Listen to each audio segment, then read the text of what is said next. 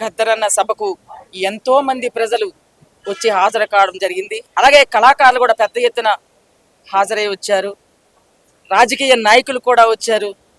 ఉద్యమకారులు కూడా వచ్చారు. ఎందుకు వీళ్ళంతా ఇంత చక్కగా ప్రజల కోసం బతికిన ఇలాంటి మనుషులకు ఎందుకు ఇంతమంది వస్తున్నారు? ఎందుకు ఇంతమంది ప్రేమాభిమానాలు చూపుతున్నారు? శ్రీకాకుళ పోరాటం దగ్గర నుంచి ఎంతో మంది బలైపోయినటువంటి సాయుధ పోరాటం, కోరన్న మంగన్న అనే రైతులు చనిపోయారు. అలాగే వెంపటాపు సత్యం, ఆదిపట్ల కైలాసం అనే మాస్టర్లు చనిపోవడం జరిగింది.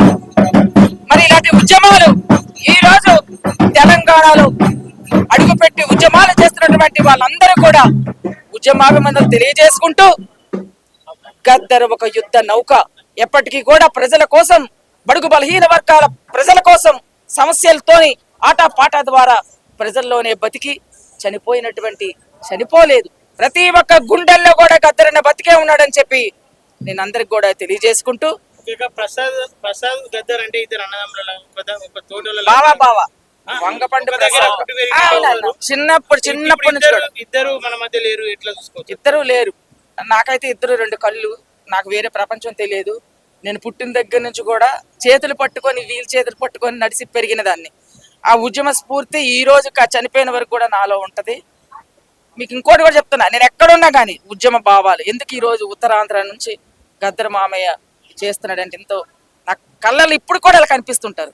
ఇటువంటి భావజాలాన్ని ప్రతి ఒక్కరు కూడా ముందుకు నడిపించాలని చెప్పి నేను అందరికీ కూడా తెలియజేసుకుంటూ, వందనాలు వందనాలమ్మో మా బిడ్డలు, వందనాలు వందనాలమ్మో మా బిడ్డలు, వీరులారా వీరులారా రాడికల్లా శూరులారా, వీరులారా శూరులారా రాడికల్లా వీరులారా, రాడికల్లా బిడ్డలారా రైతు కూలీ బిడ్డలారా, రాడికల్లా బిడ్డలారా రైతు కూలీ బిడ్డలారా, ఏ దిక్కు లేనోళ్ళకు మా బిడ్డలు, మీరు ఏ దిక్కు లేనోళ్ళకు మా బిడ్డలు, మాకు దిక్కు చూపే సుఖాలయ్యిండ్రా మా బిడ్డలు, మాకు దిక్కు చూపే సుఖాలయ్యిండ్రా మా బిడ్డలు. జోహార్ గద్దరన్న, జోహార్ జోహార్, జోహార్ వంగపండు ప్రసాద్ రావు. జోహార్ జోహార్.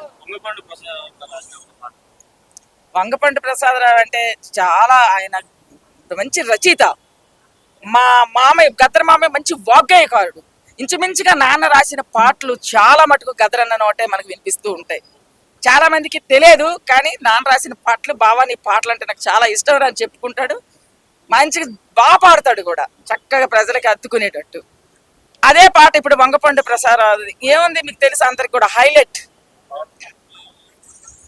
ఏ పిల్లలో ఎలా వస్తావా, ఏ పిల్ల ఎలా వస్తావా, ఏ పిల్లలో ఎలా వస్తావా,